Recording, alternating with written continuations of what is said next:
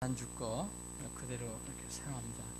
여러분들이 추가로 기도해 주실 것은 세은이 김세은 양, 김학구 형제, 조영 자매,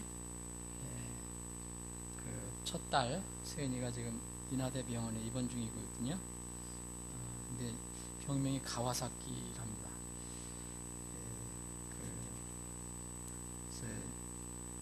어제 좀 살펴봤는데 고비는 넘었는데 또 계속 이렇게 열이 올랐다 내렸다 한다고 연락이 또 왔어요 오늘. 그러니까 생각나신 대로 김세은 양을 위해서 이제 1살짜리 계속 기도해 주시기 바랍니다. 말씀 나누고 같이 기도하는 시간 갖겠습니다.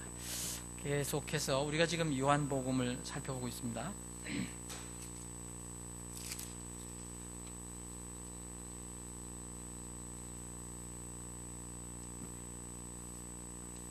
요한복음 19장 24절부터 제가 읽겠습니다.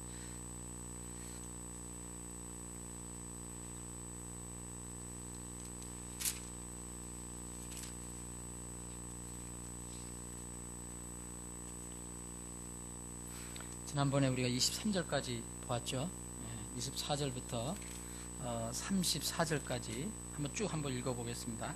이에 그들이 눈먼었던 그 사람을 다시 불러 그에게 이르되 찬양을 하나님께 드리라. 우리는 이 사람이 죄인인 줄 아노라 하니 그가 응답하여 이르되 그가 죄인인지 아닌지 나는 알지 못하며 한 가지 아는 것은 내가 눈멀었으나 지금은 보는 것이니라 하매 그때 그들이 다시 그에게 이르되 그가 내게 무엇을 하였느냐 그가 어떻게 내 눈을 열어주었느냐 하니 그가 그들에게 대답하되 내가 이미 당신들에게 고하였어도 당신들이 듣지 아니하고 어찌하여 다시 듣고자 하나이까 당신들도 그의 제자가 되고자 하나이까 하매 이에 그들이 그에게 욕하며 이르되 너는 그의 제자이나 우리는 모세의 제자니라. 하나님께서 모세에게 말씀하신 줄을 우리가 알거니와 이 자로 말하건대 그가 어디서 왔는지 우리가 알지 못하노라 하며 그 사람이 그들에게 응답하여 이르되 당신들은 그가 어디서 왔는지 알지 못하나 그가 내 눈을 열어주었으니 참으로 여기에 이상한 일이 있도다. 하나님께서 죄인들의 말은 듣지 아니하시나 어떤 사람이 하나님께 경배하며 그분의 뜻을 행하면 그분께서 그의 말은 들으시는 줄을 이제 우리가 아나이다. 세상이 시작된 이래로 태어나면서부터 눈먼 사람의 눈을 어떤 사람이 열어주었다 하는 말을 아무도 듣지 못하였으니 이 사람이 하나님께로부터 오지 아니하였으면 아무 일도 할 수 없었으리이다 하매 그들이 그에게 응답하여 이르되 내가 전적으로 죄들 가운데서 태어나 우리를 가르치느냐 하고 그를 내쫓으니라. 바리새인들이 우리가 읽은 이 부분 전에 지난주에 살펴본 것은 바리새인들이 눈뜬 사람의 부모와 대화를 하는 장면이 나와있죠. 그래서 이 부모가 이제 자신이 없으니까 실정이 미뤘어요 아들에게. 그러니까 아들하고 이제 그 유대인들 바리새인들이 대화를 나누는 겁니다. 유대인들 바리새인들은 예수님을 이제 곤경에 빠뜨리려고 이렇게 시험을 하는데 마지막 대화입니다. 이 대화가 끝나고 이제 예수님하고 이제 나중에 얘기하고 끝내거든요. 여기서 우리가 지금 긴 11절 정도 읽었는데 오히려 여기서 눈뜬 사람이 이 대단한 지식을 가지고 있다고 하는 그 바리새인들을 여러분 책망하는 것을 이렇게 볼 수가 있죠. 요새 정치적으로 하도 뭐가 왈가왈부가 말이 많은데 이 말 들어보면 이 말 같고 저 말 들어보면 논쟁이 많이 일어나는데 여기서는 그런 면을 보면 이 바리새인들이 완패를 한 겁니다. 그죠? 나중에 이 바리새인들이 더 이상 논쟁을 할 수가 없게 됐어요. 이 눈뜬 전에 눈을 감았던 그 맹인이었던 사람이 이제는 눈을 뜨고 당당하게 이렇게 대화를 나누는데 이 사람의 대화는 이 말은 그 마음속에 있는 것이 나오는 거고요. 그래서 우리가 이것을 보면 서로 다른 믿음은 분리될 수 없다라는 것을 우리가 여기서 발견할 수 있습니다. 이 바리새인들은 유대교의 지도자일 뿐더러 그 당시 이스라엘 사회의 지도층의 사람들입니다. 근데 태어날 때부터 눈이 멀고 구걸해왔던 이 사람은 정말 뭘까요? 그 하급층이죠. 지금 같으면 정말 가장 밑바닥에 있는 그런 사람이에요. 이 두 어떤 이 계급에서 두 사람이 이렇게 대응하는 것은 격이 안 맞는 것 같습니다. 그런데 결론은 유대인들이 결론은 이 사람의 눈뜬 사람의 그 이야기를 이길 수 없어요. 이 바리새인들은 사회 지도자라면은 이 사람의 형편을 알고 사실은 불쌍히 여겨주고 기뻐해야 했었을 사람입니다. 근데 바리새인들은 그것을 기뻐하는 대신에 그가 눈뜬 그것을 어떤 다른 사람을 공격하는 도구로 지금 이용하고 있는 거죠. 그래서 우리가 지난번에 살펴본 것처럼 유대인들은 분명히 부정할 수 없는 사실도 눈을 멀쩡히 뜬 채 그걸 부정하는 것을 우리가 보죠. 18절에 나왔잖아요. 그 눈먼 사람이 눈을 떴다는 것까지도 부정합니다. 이런 사람들의 마음이 어떠한 것일까? 이 성경에서 특히 이제 예수님과 이 종교인들하고 대화를 나눌 때 논쟁하실 때 많이 나타나는 건데, 특히 복음서에서 많이 나타나는데, 여기 보면 이런 종교에 한번 이렇게 빠져 있는 사람들은 그 마음이 종교로 인해서 뒤틀려 있어서 자기들의 종교적인 이해는 절대 바라보지 않습니다. 눈먼 사람을 다시 불러서 아주 근엄하게도 이렇게 얘기를 합니다. 24절에 보면 어떻게 얘기합니까? 24절에 보면 그들이 눈먼 그 사람을 다시 불러서 그에게 이르되 이 예수라는 사람이 우리는 죄인인지라 아노라 그렇게 얘기하는 게 아니고요. 찬양은 하나님께 돌리라는 거예요. 너 하나님께 영광을 돌리라. 찬양을 하나님께 돌리라. 이 사람은 죄인이다. 어떤 면에는 굉장히 근엄하게 하나님께 찬양을 드리라라고 이야기하고 있습니다. 이들이 주장하는 하나님과 지금 이 눈뜬 사람이 만난 그 하나님, 분명히 한 하나님인데 이들이 주장하는 하나님은 이 눈뜬 사람이 만난 하나님하고는 다르다는 것을 우리가 알게 됩니다. 그들이 주장하는 하나님은 이 예수님을 죄인이라고 정죄하면서 동시에 자기들이 하나님께 찬양을 드리려고 했는데 그 하나님은 그 사람의 눈을 뜬 예수님, 그 예수님도 하나님인데 그 하나님과는 다른 하나님이죠. 우리가 믿는 하나님과 다른 하나님입니다.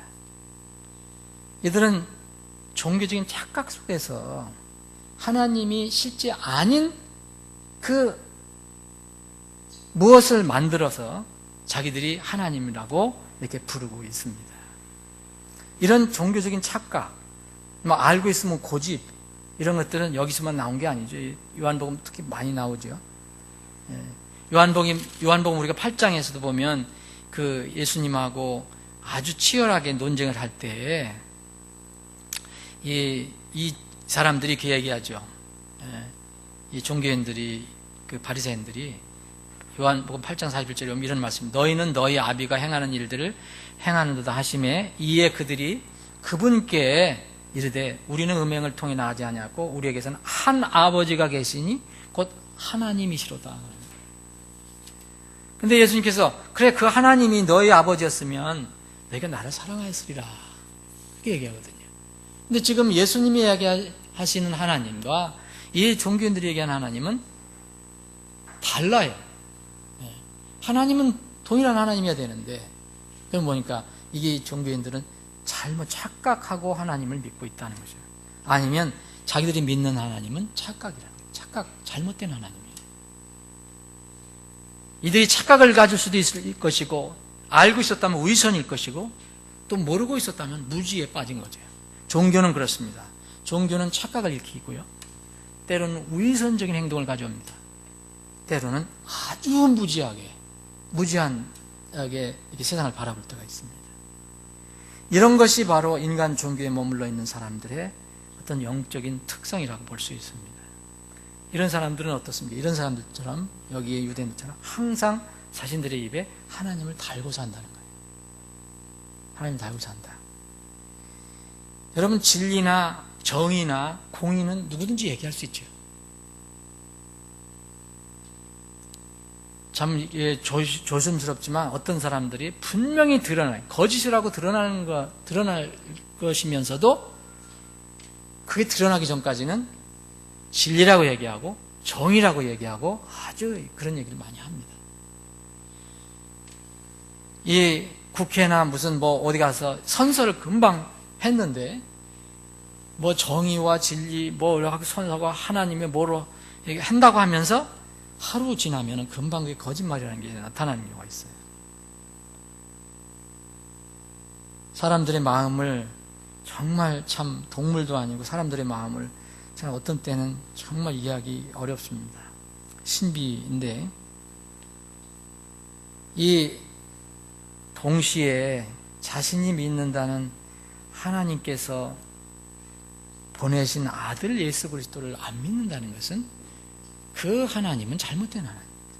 하나님은 예수 그리스도를 통해서 무슨 일을 다 하셨고 예수 그리스도를 통하지 않고서는 하나님께 올 수 없다고 했는데 이 시대는 하나님을 믿는다는 사람 중에서 이 시대입니다.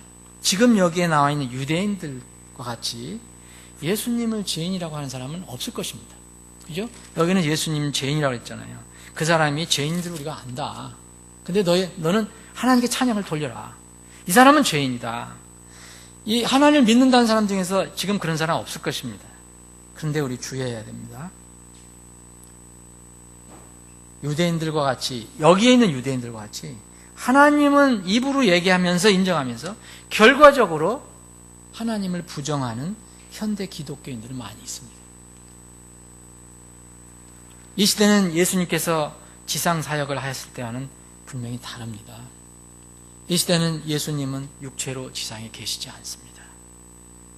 그렇다고 하나님은 무소부재하신 분인데 예수님도 여러분 하나님이라고 믿으신다면 무소부재하신 분입니다. 이 무소부재하신 하나님이신 예수님께서 이 땅에 계시지 않는다고 믿는 것 참 위험한 것입니다. 다만 그분은 다른 실체로 계시는 것뿐입니다. 예수님은 재림하시기 전까지 이 땅에 육체 대신에 말씀으로 계십니다.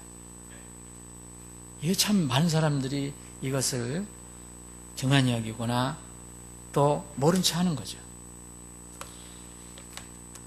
이 에베소 4장, 히브리서 4장에 보면 말씀에 대해서 얘기하면서 바로 그분을, 그 말씀을 인격으로 표현합니다. 그럼 여러분 지금 말씀이 누구시라고 믿으십니까? 하나님이시고 예수님입니다. 그러면 그렇게 여기서 이제 히브리서 4장 10절에 하나님 말씀 살아있고 권능이 있고 양난 달린 어떤 검보다 예리해서 영혼, 관절, 골수 찔러서 둘로 나누고 또 마음의 생각까지 의도까지도 파악한다. 이럴 때까지는 그냥 무생물 하나님의 말씀, 성경 하지만 성경은 그렇게 얘기하지 않습니다. 여기에 인격을 씁니다. 의도를 분별하시는 분이시니 그러니까 하나님 말씀과 하나님 앞에 있는 하나님 말씀이 예수 그리스도라는 거죠.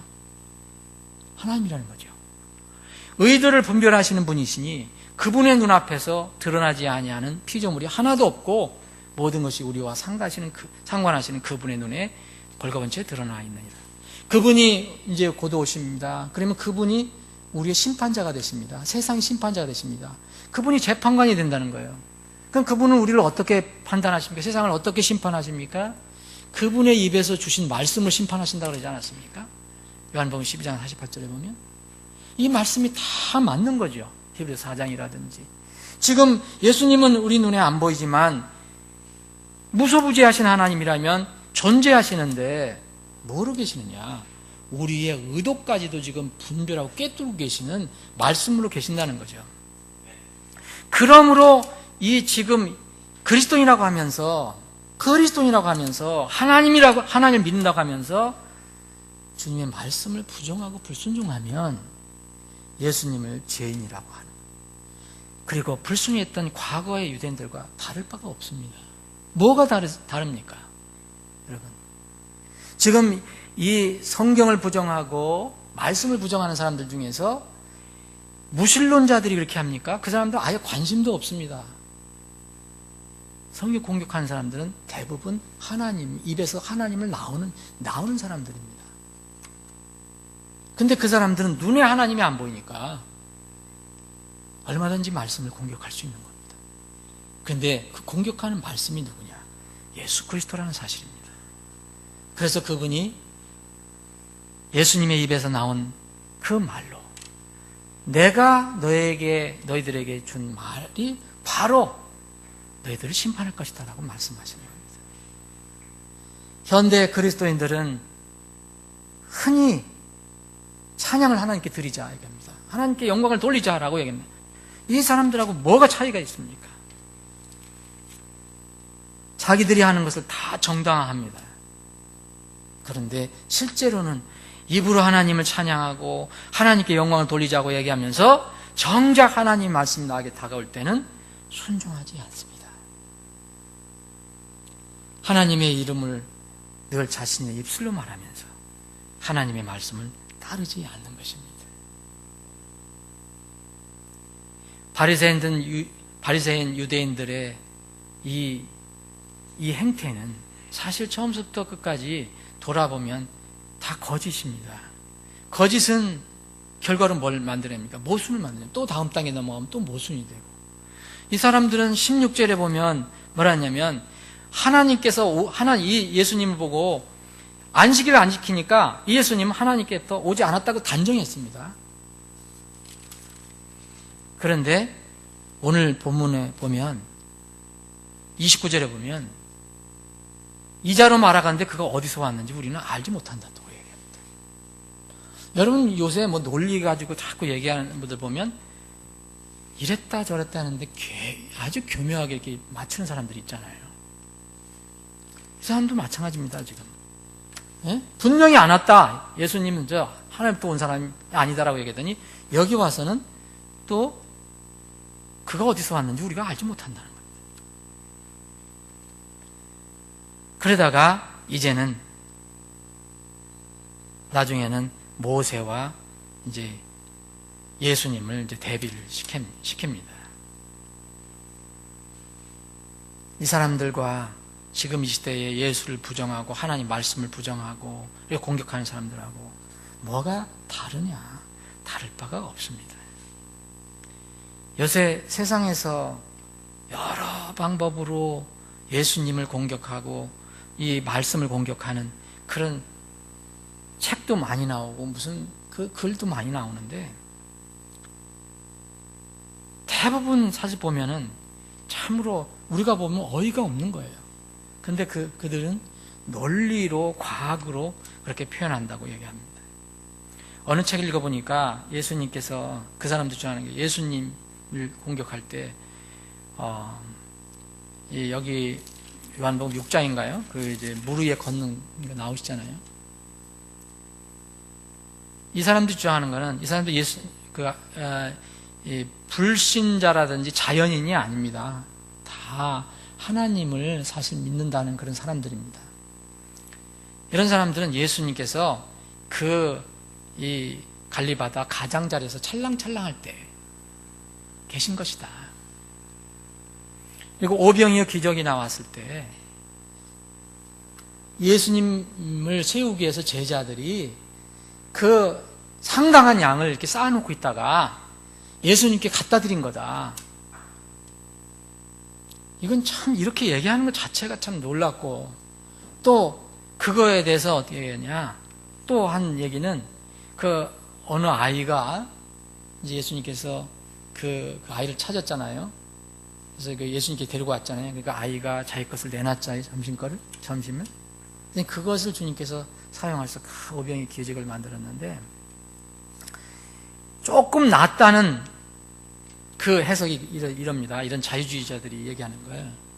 그 아이가 하나님께서, 예수님께서 그 오병이의 기적을 만든 게 아니고 아이가 이렇게 내놓으니까 다른 사람들도 다 감동이 돼서 자기들이 싸웠던 점심을 다 내놨다. 그게 바로 오병이의 기적이다. 참 이렇게 얘기하는 걸 읽어보면 참 머리도 참 비상하고 어떻게 이럴 수가 있을까? 근데 여러분 이게 사실입니다. 여러분 이 9장에서 예수님을 공격하는 이들의 논리를 보십시오. 한 번에서 끝내지 않습니다. 카멜레온처럼 바뀝니다. 그러나 그때 계속해서 물러나지 않고 얘기합니다. 여기 아까 18장에서 얘기한 것처럼 기적 부인했죠. 또 이제 24절에 보면은 이제 예수님하고 이 기적을 분리시켜 버립니다. 이 인정을 안 할 수가 없게 됐잖아요.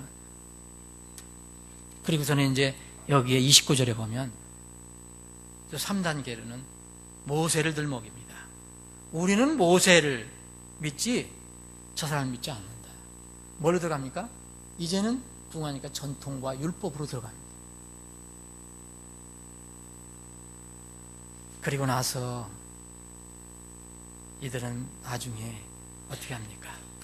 여기에 보면은 이 사람은 어떻게 합니까? 내쫓습니다. 마지막 율법 얘기야, 전통 얘기가 안 되니까 내쫓습니다. 이들이 눈뜬 사람을 자신들의 사이에서 추방한 이유는요, 여기 성경은 이렇게 얘기하고 있습니다. 34절 보면 네가 전적으로 죄들 가운데서 태어나 우리를 가르치느냐? 하고 그를 내쫓았어요. 기분 나쁘던 게 뭡니까? 자기가 이 눈뜬 이 정말 구걸했던 이 거지 같은 이 저급 이 하층 예민한테 지금 우리가 소위 얘기하면 당했다는 겁니다. 논리적으로 어떻게 할 수가 없다는 거예요. 그래서 네가 나를 가르치느냐, 우리를 가르치느냐? 감히? 그것이 이유였어요. 이것도 거듭나지 않은 종교인들의 특성입니다. 여러분, 이 사람들하고 전도할 때 싸울 이유 없습니다. 싸울 필요 없어요. 근데 때로는 우리가 이제 논리적으로 발전이 될 때가 있어요. 근데 절대 싸우면 안 되는데 그 사람들이 보면 나중에는 이런 상황까지 갑니다. 거의 모든 인간 종교에 모여있는 사람들은 뭡니까? 인간 종교라는 것은 자기들의 힘으로 이렇게 뭘 쌓아서 올라가서 어떤 목적지까지 이르겠다는 것이 종교 아닙니까? 바벨탑이죠. 일종의 바벨탑. 이 바벨탑을 쌓아놓고 결코 허물려고 하지 않습니다. 종교인들이. 이 사람들이 구원을 받으려면 그 바벨탑을 허물었어요. 진정한 회개는 그냥 한마디로 나 예수 믿겠다가 아니고 자기가 쌓은 바벨탑을 허물어내야 됩니다. 그리고 그 자리에 하나님을 모셔야 됩니다. 인간의 소욕으로 쌓은 바벨탑을 쌓아둔 채 하나님을 모실 수 없습니다. 이 사람들은 지금 자기들의 종교는 절대 버리지 않습니다. 그러면서도 하나님을 얘기합니다. 찬양을 하나님께 드리라. 여러분, 자기들이 쌓아놓은 바벨탑을 그대로 쌓아놓고 허물지 않고 어떻게 하나님을 거기에 모실 수 있습니까? 하나님 모시지 않습니다. 종교인들이 진리의 복음을 전할 때에 이 복음 전도자 입장에서는 선포하고 가르치는 것 수밖에 없어요. 그죠? 여기서 이 사람도 자기 간증을 하는 거죠. 이 사람이 저 사람들 내가 가르치겠다라는 게 아니고 자기가 경험한 것을 지금 얘기하는 거잖아요. 그러니까 이 사람들 입장에서는 가르치는 것을 기분 나쁘게 생각하는 거죠.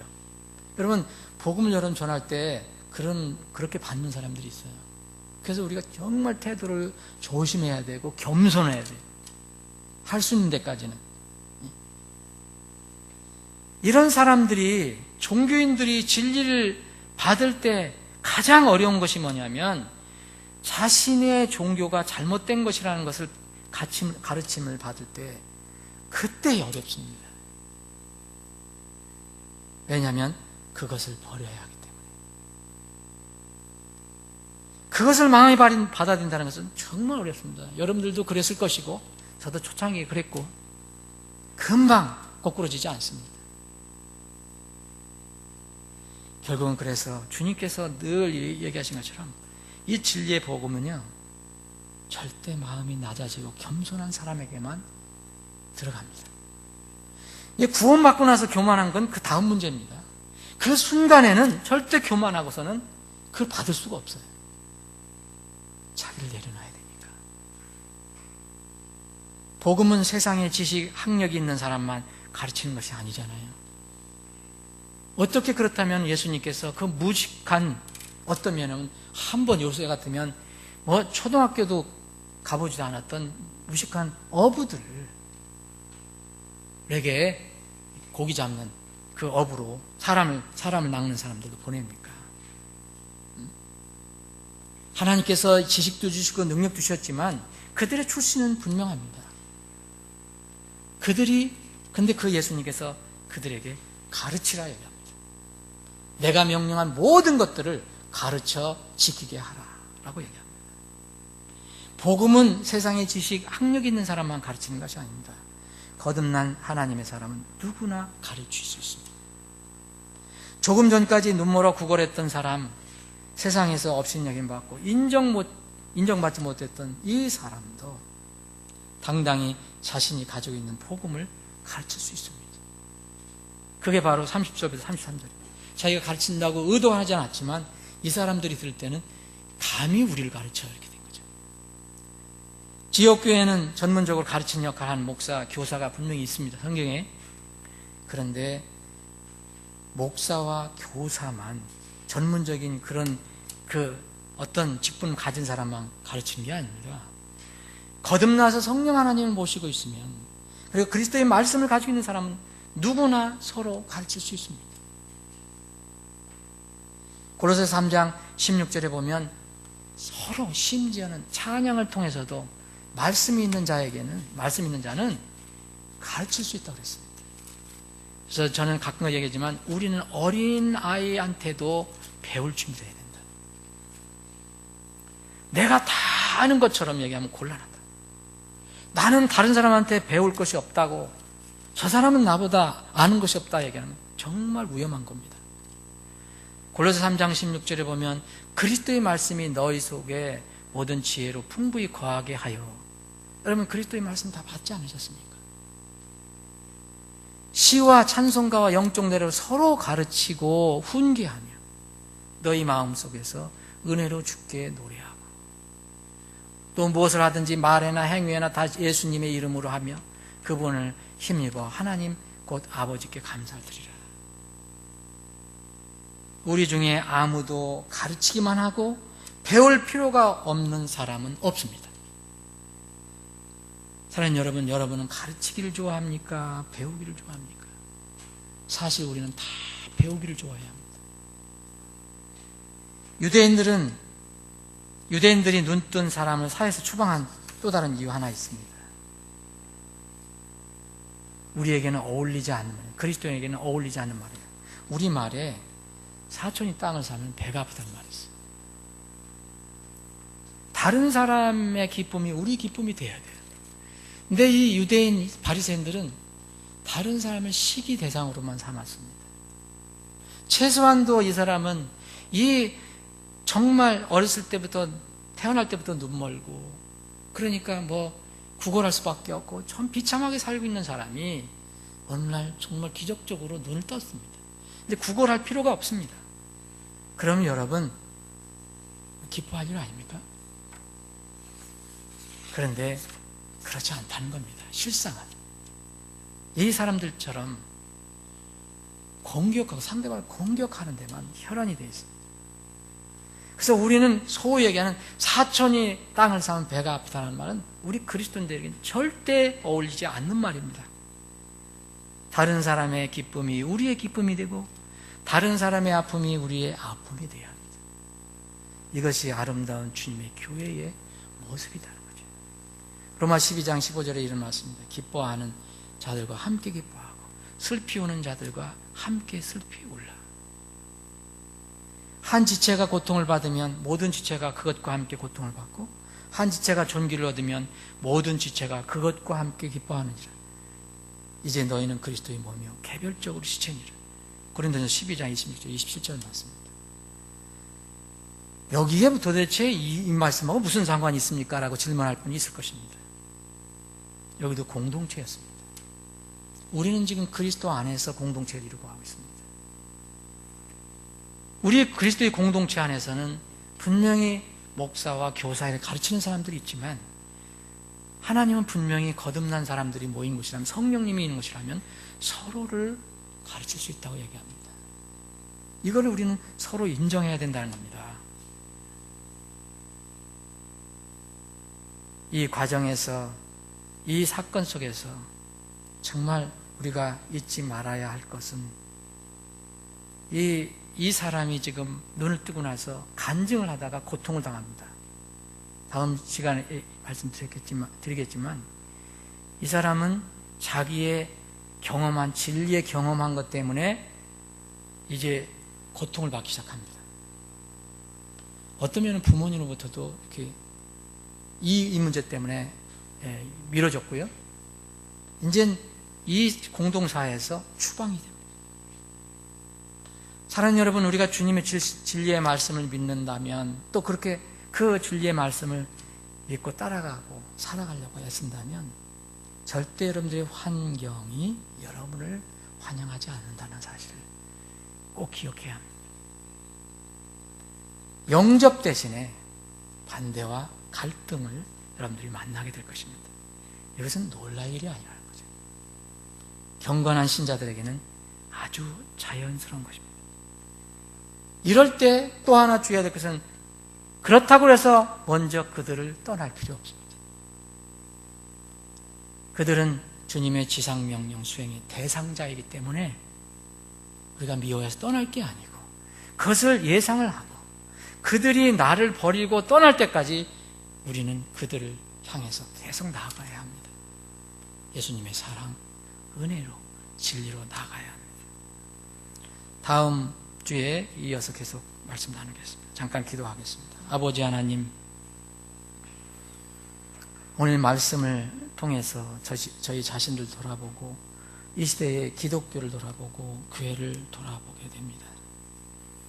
지금도 많은 사람들이 입으로는 하나님을 부르짖습니다. 그런데 정작 하나님의 말씀은 등한히 여기거나 무시하거나 또 버리는 사람들이 있습니다. 만약 예수님이 지금 계신다면 그들은 어떤 반응을 일으킬까요? 사람의 마음은 참 신비스럽습니다. 그러나 주님은 우리의 마음의 의도까지, 계획까지, 동기까지 다 파악하신다고 하셨습니다. 그래서 저희들은 하나님을 경외할 수밖에 없습니다. 우리의 삶을 주님께 늘 내보이고 주님이 인도하는 대로 따라 살기를 원합니다. 이 험하고 죄 많은 세상에서 말씀을 붙들고 진리를 향해서 저희들이 나아가기를 원합니다. 그런 마음으로 오늘도 모여서 기도합니다. 저희들의 기도 제목을 들어주시길 원합니다. 우리 교회의 기도 제목을 들어주시고, 우리 사랑하는 지체들의 기도 제목을 들어주시고, 우리 사랑하는 지체들의 가정의 기도 제목을 들어주시길 원합니다. 특별히 어린 김세은 양 기억해 주시고, 지금 입원 중에 치료받고 있는데 주님께서 깨끗하게 치료해 주시기를 원합니다. 차도가 오르락내리락 하고 있다고 하는데 주님께서 깨끗이 치료해 주셔서 건강한 몸으로 다시 교회에서 만날 수 있게 하여 주옵소서. 이 시간 우리 사랑하는 지체들이 주님께 드리는 기도를 들어주시고 하나님 완전한 뜻과 계획 가운데서 이루어 주실 것을 믿고 감사드리며 거룩하신 예수님의 이름으로 기도합니다. 아멘.